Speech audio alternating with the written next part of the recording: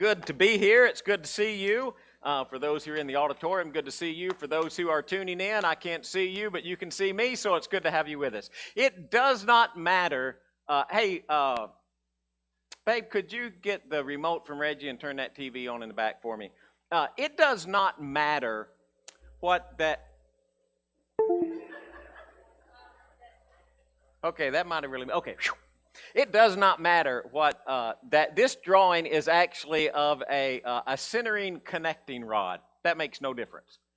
I just wanted you to see the type of drawing that it was. In my wisdom in 1980, I decided as a senior in high school that I would take mechanical drawing. And we would draw a top view, a side view, and a front view of a part. And I just want you to know I was horrible in that class. I could not envision what I was supposed to do. I couldn't see the other views. I knew you're supposed to draw lines over, and as you draw lines over, it's supposed to start to make sense. And it never made sense. And there is 17-year-old Greg. I think I turned 18 in my senior year, so I think I'm 17. I don't know if I'm playing the guitar or what I'm doing there, but there I am sitting in mechanical drawing class with no clue as to what I'm doing. So the majority of that class, I looked like this picture. That's James Burden at the front. It doesn't matter who he is. If you look past James, you'll see the back of my shirt. And what am I doing? I am talking. I had this really good-looking girl who sat right behind me. And she knew exactly what she was doing, and I had no clue what I was doing. So the majority of the class, I was turned around like that saying, "How are you supposed to do so-and-so?" And there's a teacher, Mr. Parr, sitting there laughing, thinking, this kid is never going to get through this class. He was gracious enough to pass me, and for that, I've always been thankful. And this is what that young lady looked like, by the way. And here's the other part of that. I had no clue. No clue. In fact, if you had asked me, I would have told you were out of your mind if you had even suggested it.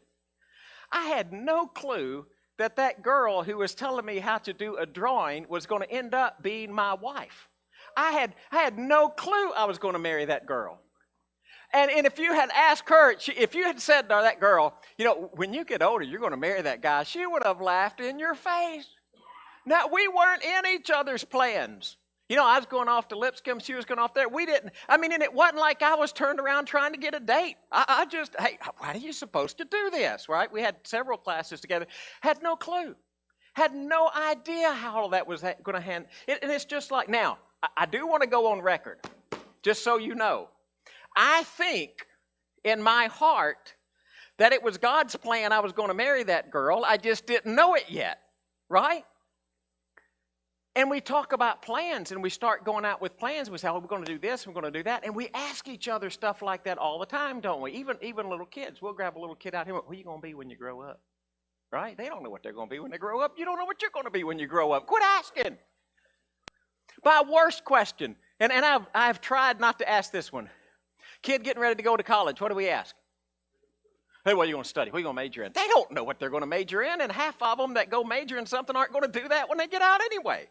Right? We don't know what's going to happen with all of that. But man, we're good at making plans, right? Just nobody can see you on the live stream. How many of y'all made vacation plans for this summer? Okay, yeah, there's some hands. How many of you got a trip plan? How many of you who are still in high school have made college plans? Or even just thought about college plans, right? How many of you have career plans? Yeah, family plans. Vacation plans, retirement plans. Plans are usually good, right? Yeah, right, retirement plans. Everybody's like, yes! And plans are usually good, right? We went to the Chinese restaurant last week, and I don't remember who got this fortune, and it wasn't quite phrased this way because they did not give Benjamin Franklin credit. But if you fail to plan, you're planning to fail. How many of you heard that before? So here we go off in life, and we're trying to plan, and we're trying to get everything just right. We're trying to figure everything out that we want to do. And here's my question. So just hang on to this question. What happens when Jesus' mission differs from your plans? What happens when Jesus' plans differ from your plans? What happens when you're on this path? You know exactly what you want to do, and you know how you're going to do it, and you know when you're going to do it, and you know who you're going to do it with. And then Jesus steps in and he said, wait a minute, I've got a different plan. How do you handle that? There are two wonderful examples in Scripture, and I want to share these with you, and then we'll talk about these as we go through. The rich young ruler and the man at Gerasenes. Okay, now most of y'all looking at the rich young ruler say, oh yeah, we got that guy. The man at Gerasenes, some of y'all going, what? What? So it's okay, just hang on. I'm going to tell you who he is. Y'all remember the rich young ruler? He comes to Jesus, and he says, oh, what do I have to do to get eternal life? And Jesus said, well, you know, how do you read? And, you know, why do you call me good? How do you read? You know, and he said, well, don't do this. He said, well, I've done all of those since I was a kid, right? And what does Jesus say? Oh, one thing you lack. Sell everything you have and give it to the poor and come follow me. And the rich young ruler, y'all remember this story? Y'all can help me out here, okay? So it can be interactive. The rich young man, the rich young ruler went away sad because he had a bunch of stuff. That's the Greg Smith paraphrase. He had a bunch of stuff. And he wasn't willing to give it up to follow Jesus. So, okay, here's our first example. Jesus asked somebody to follow, and they refused. They refused. How about that man at Gerasenes? Y'all like, what? Who's that guy? You remember when Jesus goes over to Gerasenes, and Gerasenes right on the shore of the Sea of Galilee. It's on the other side, kind of Capernaum. You go across the sea where Jesus went to go to Gerasenes, and they got over there, and there's a big cemetery. There's a bunch of tombs out there. And there is this man in those tombs who is demon-possessed, and he's something else. Okay, he doesn't have any clothes on. He's naked, right? And he's running around. They've tried to chain him up. The chains won't hold him. I mean, when Jesus asked the name, he said, Legion, for we are many. I mean, he didn't have like eight. He was like super demon possessed, right? He was like a demon possessed superhero kind of guy. I mean, he had a bunch of them, legion, because they are so many. And you remember, this is where Jesus is going to cast him out, and they say, oh, no, if you're going to cast us out, send us into the pigs. And the pigs run down and they all drown. It's one of those real head scratching ones, right? It's like, why do they want to go into the pigs? Don't ask me, have no idea, but that's where they wanted to go, so that's where Jesus sent them. They run down, they run into the town, they tell everybody, right? And they come out, and you remember they came out and said, well, why don't you just leave from around here? We don't really want you here, because some people run to Jesus and some people run away from Jesus. And they're like, we don't really want you to be around here. But this man, the demon from whom the demons had gone, begged that he might be with him, but Jesus sent him away. Begged, that doesn't mean he asked once. The way that's written, he was like, and I've used this here before, he was like the kid in the back seat asking for ice cream, right? They don't ask one time, do they? How many times do they ask? Oh. Till finally you just say, ugh. Right? You still don't stop and get ice cream because you're not giving in for anything. Unless it's Dairy Queen, you always stop at Dairy Queen. So you get there, but he's continually, he's asking over and over and over. Do you get the comparison? Do you get it? The rich young man, hey, why don't you follow me? Oh, no. This guy is begging. Hey, Jesus, let me go, let me go, let me go. Jesus, no, man. Oh, come on, Jesus, let me go. No. Hey, come on, man. Just, I won't be any trouble. I'll walk at the back of the line. Just let me go. And Jesus says, no. And the man from whom the demons had gone begged that he might go with him, but Jesus sent him away, saying, return, boy, this is cool, isn't it? Return to your home and declare how much God has done for you. And he went away, proclaiming through the whole city how much Jesus had done for him. Now, you're not going to like this next question. I'm just telling you before we go to the next question, you're probably not going to like it. So I know you're not going to like it, but I'm going to ask it anyway. It's just one of those questions. If I asked someone close to you what Jesus had done for you, what would that person tell me? If I went to your closest friend, whoever that is, your closest friend, and I said, I want to ask you, what has Jesus done for this person that you know so well? Would they be able to tell me what Jesus did for you? If I went to one of your family members and said, can you tell me, I pick on Elizabeth James, right?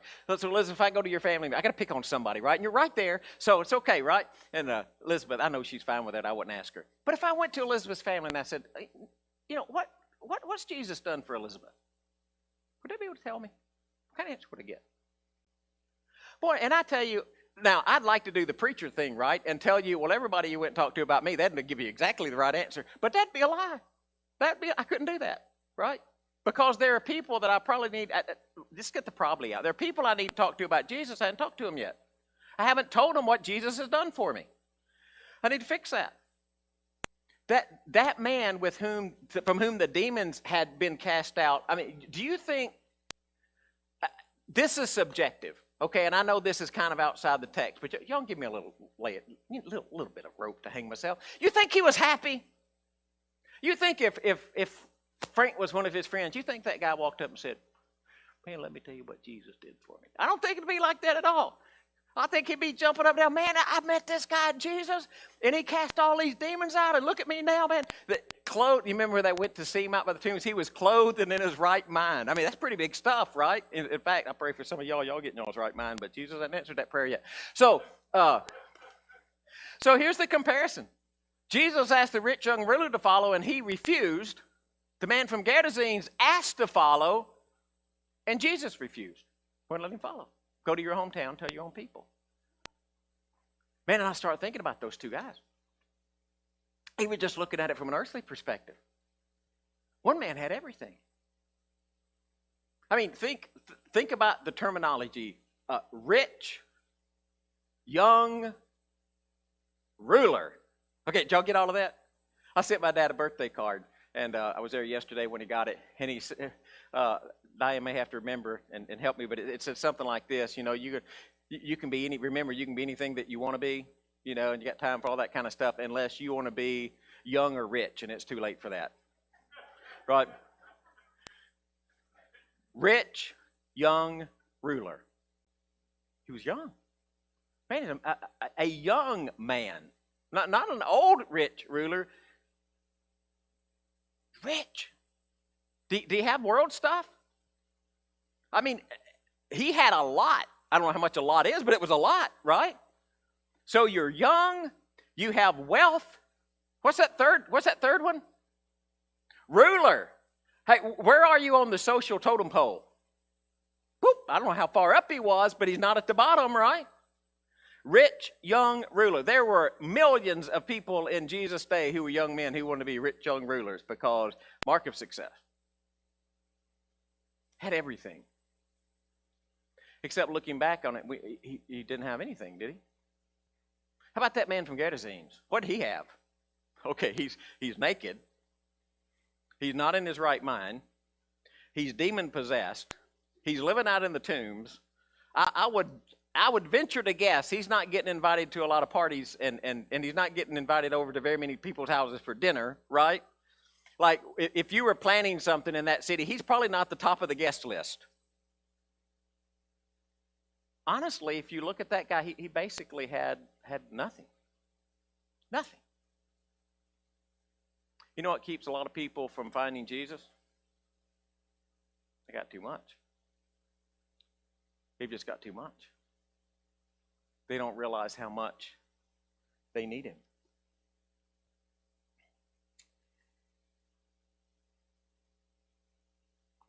One man thought he was spiritually healthy, and one man was spiritually bankrupt. When you ask the rich young ruler, well, how do you read? Boy, he could quote scripture. Did y'all notice that? Oh, boom, boom, boom, boom. He rattled that. It sounded like to me he rattled that stuff right off. It didn't say he got a book and read it. Well, let me check the Torah and No, he didn't. He didn't have to open his Bible to find out what the verse is. I mean, he knew it, right? He knew it. Had he done it? Yeah. Oh, man, I've been doing those since I was a kid. I mean, can you just say, it just sounds just like us, don't you? Don't that mean, doesn't it? Well, I've been going to church my whole life. Well, big deal. Big deal. Although that is good, okay? Don't take that out of context. I do want you to go to church, right? But he lacked something. But in his mind, he thought, hey, I'm good. You know what I really think? I really think he expected Jesus to pat him on the back and say, good job, buddy. I think you're doing wonderful. That's what I think he expected. I don't think he expected, sell all your stuff and follow me. I was listening to, I'm not getting political, but I was listening to a politician not long ago, and he said the Bible said that rich people are supposed to sell everything they have and give it to the poor. The Bible never says that. Okay, it says you're supposed to help take care of the poor. It never says you got to sell all your possessions and give them to the poor. To the rich young man here it did, but there was something about his heart that Jesus knew, hey, this is what you need to do. Now, as a church, we're supposed to care out for the needs of other people? Absolutely, absolutely. But this man spiritually thought he was good. The other man knew he was bankrupt. I'm just convinced. I don't know that you could be in his world. And I know when we say demon-possessed and all that raises a whole bunch of questions. And that's a whole sermon in itself. And if y'all want me to go there one Sunday, I'll be happy to. We'll talk about demon possession in the Bible, okay? But that's not what this sermon's about. So I'm not going to jump down that path. But he knew he didn't have anything. He had nowhere to turn. One man's enslaved by his wealth. But one man desired to give up everything to follow Jesus. He didn't have a lot to give up, but he's willing to go. Rabbi Zacharias tells this story about there's this little boy who collected marbles. And he had lots of marbles. And there was this little girl next door, and I'm not saying this word for word. I'm kind of giving a Greg Smith spin to it, okay? Little girl next door, she had lots of candy. And so one day the little boy said, hey, I'd like to get all of your candy. What'd you take for your candy? And she said, well, how about all your marbles? And he said, I'll think about that. So he went home that night, took his marbles, took some out, hid some, put them somewhere else. Went over the next day to trade all of his marbles for the little girl's candy. So they made the trade. He went home that night, tossed and turned, couldn't sleep, restless. And Rabbi Zacharias said, do you know what he was thinking about? And I thought, what he's thinking about is how he cheated that little girl because he didn't give all the candy. All the marbles. And he said, no. In his illustration, why he couldn't sleep was he was thinking, would that little girl really give me all her candy? Right? Because he wasn't willing to give up everything he had, so he figured she wasn't willing to give up everything that she had. And Jesus comes along and he just says, are you willing to give up everything that you have? That's why Jesus said it's hard. With great difficulty, a rich man will enter the kingdom of heaven. How hard it is for the rich to enter the kingdom. Jesus wasn't just saying that about a rich young ruler. He was saying it about us. It's hard for a rich person to enter the kingdom. It is hard for us to take everything that we have and give it to Jesus. It is hard to make Jesus Lord of our life. It is hard to give Jesus control. It is difficult to let Jesus be the one who's calling the shots. Well, there's another thing about them. One man, we don't ever know that he ever told anybody about his encounter with Jesus. Rich young man goes away. We don't have any idea where he went, what he did. He went away sad, but I doubt seriously he was going around telling everybody about, I met that Jesus guy one time and he told me to give everything away and give it to the poor and come follow him. And I said, I ain't doing that. I don't think he spread that story all about. How about the other guy? Who did he tell? The whole city. Like he didn't stop with the next door neighbor.